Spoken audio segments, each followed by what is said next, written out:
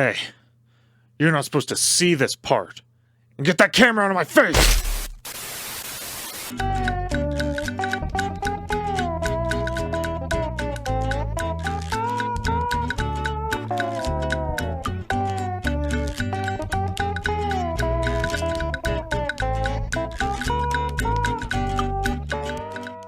Hey, my name's Giraffe Reese, and this is Spongebob Squarepants Battle for Bikini Bottom. Just not the one we'll be looking at today. There was a GBA Battle for Bikini Bottom, which is what I played as a kid, until the cartridge got smashed. I've told the story of my brother destroying my PS1 in a rage, but that continued on to handhelds, which he would whip like a frisbee at a wall.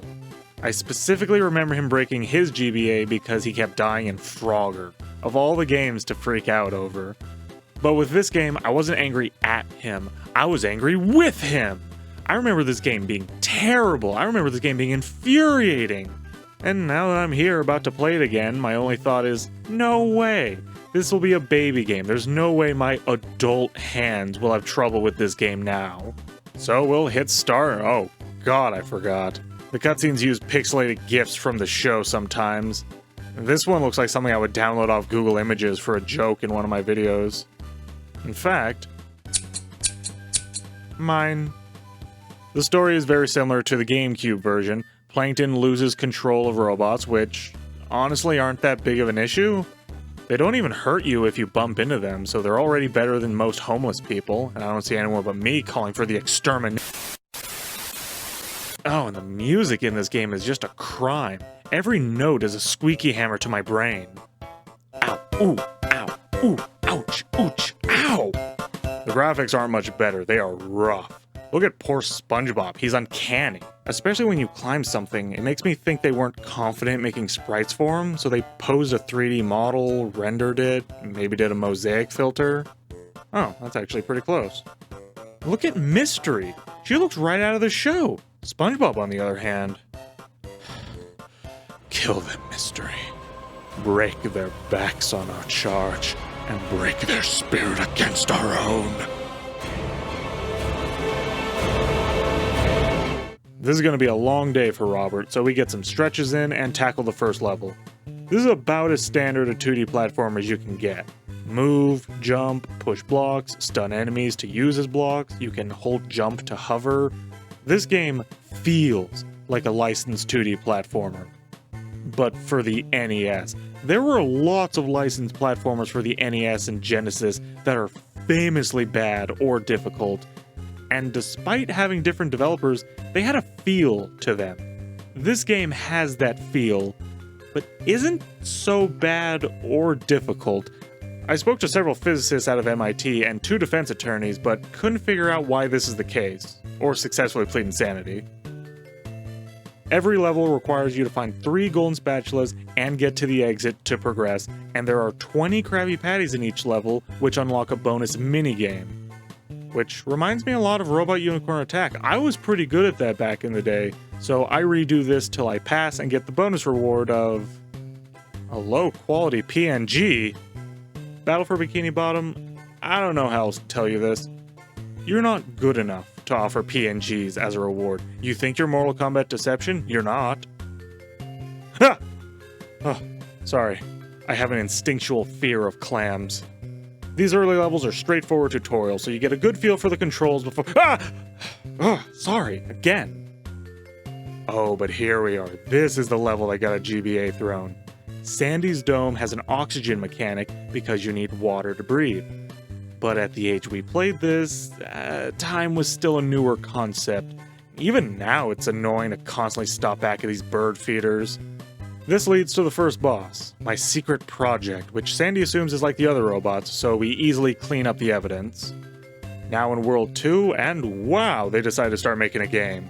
You even have to pull some Yoshi shenanigans to reach certain areas by jumping, bouncing off an enemy, and jumping off Mystery all in order. I learned a neat tech where you hold hover when bouncing off an enemy to bounce higher. And though it's never necessary, I discovered a fun behavior with the robots that move up and down. See, they change up and down after you bounce on them, so you can hover while they go up and bounce immediately when they go down to make them slowly rise up. They won't go higher than their designated track, but it's pretty useful in a few areas where you need to go around the long way to try something again and can instead use this trick. Yep, I am stuck. World 2, level 4, completely normal gameplay, and I'm stuck. I hopped off Mystery at an inopportune time, I suppose, and I'm stuck. Completely. To walk you through just how bad this level is, you mount Mystery, get a bomb, blow up rock, go back, grab bomb, progress to another rock, go back, grab spring, go back, grab another spring. Oh, what am I, a carrier pigeon? The next level, the very next level, and I'm stuck again. Whoops, missed a jump and ended up on the wrong side of another section that needs Mystery. Technically, these aren't soft locks because you can retry without losing a life, but that's still all your progress gone because they made a platform a little too tall? Come on! Oh, nope, World 2 isn't done with us yet. World 2, level 6, To the Murmalair, is legitimately one of the worst video game levels I've ever played. It expects you to push a block halfway off a moving platform so it will magically fall to the ground, to give one example. And after all that, one final lightning trap, just to make sure you're not celebrating too early. The level's aesthetic is nice, the moody purple color scheme. No other level looks like the warehouse a goth rave would take place in. Okay, add goth fish to the list of fetishes I'm glad I don't have. It's weird I like goth girls at all. I'm a straight-laced guy. If I ever got my hands on a real kinky girl, it won't end well. First night.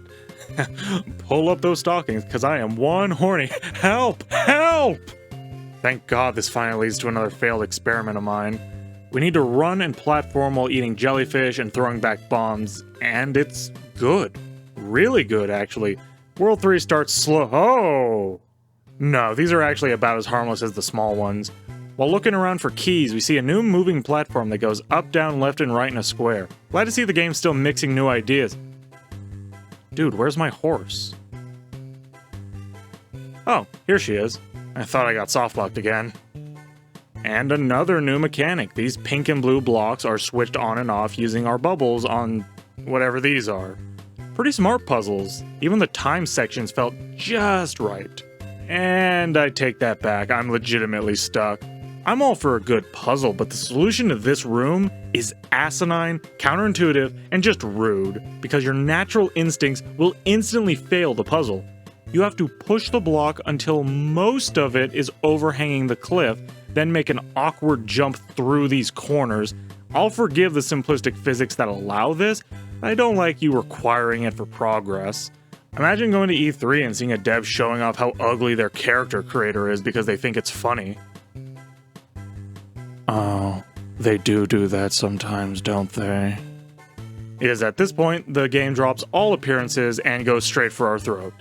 The industrial setting is cool, especially the acid pits, floating acid, treadmill platforms, and thwomps. Real classy. The third boss is a robot Squidward, which is about as bad as his clarinet playing. It's a head and hands boss, but both head and hands are way above you. The hands slam down and you ride them back up to drop bombs on the head. No indicator of any kind for when nor which hand will drop down. Couldn't even spring for the old shadow on the floor tech? No? I get it, you were busy on your other games. The Game Boy Advance version of Battle for Bikini Bottom was made by Vicarious Studios, which made lots of handheld versions for other popular console games like You made what?! World 4 starts off strong with a rock bottom level. I love that episode. The mood of being in a familiar setting that's just slightly off really stuck out to me. And this level does nothing with that and is just minorly annoying. The next level keeps up the eerie tone and introduces fan robots that give you lots of air when you hover. Then we have the look what I can do level. Pretty typical of platformers that have the level that just has all the different mechanics mashed together. You need a good number of mechanics to justify this, but the game does, so it's a pretty solid level. I actually think I had fun somewhere in the middle. I've gotten pretty good at the bonus minigame, so I randomly unlocked another PNG, which damn it! Again! The clan- what the hell are you guys doing to that thing? I know finding the G-spot is hard, but bro, no one's taking it from you. We finally arrive at the Chum Bucket, the final level, and really, that fast? The finale, and I'm already trapped like a rat. No, rats can't be trapped this easily. You're trapped like carrots. Anth's just emblematic of the whole game. I didn't want to believe I was actually stuck this time, so I went a little stir crazy and started dancing to the music. But no, there's literally no way, yup, you can shoot up. Took me the whole game to learn that one. Whoops. Really uninteresting for a final level. The look what I can do level would have been perfect. Finally arriving at the duplicator, Plankton admits his mistake, but still thinks this will result in him getting the secret formula, so we have to quickly dispatch the machine and fight my greatest failure, made in mine own image, Spongebob Squarepants. With the last of the robots defeated, we give Plankton a slap on the wrist, and it's over. The game ends like any episode of the show would, and our reward for all of this is... oh, wow. Yeah, that's it! All that work for a PNG? No way. But a 3-frame GIF? Yeah, that's worth it!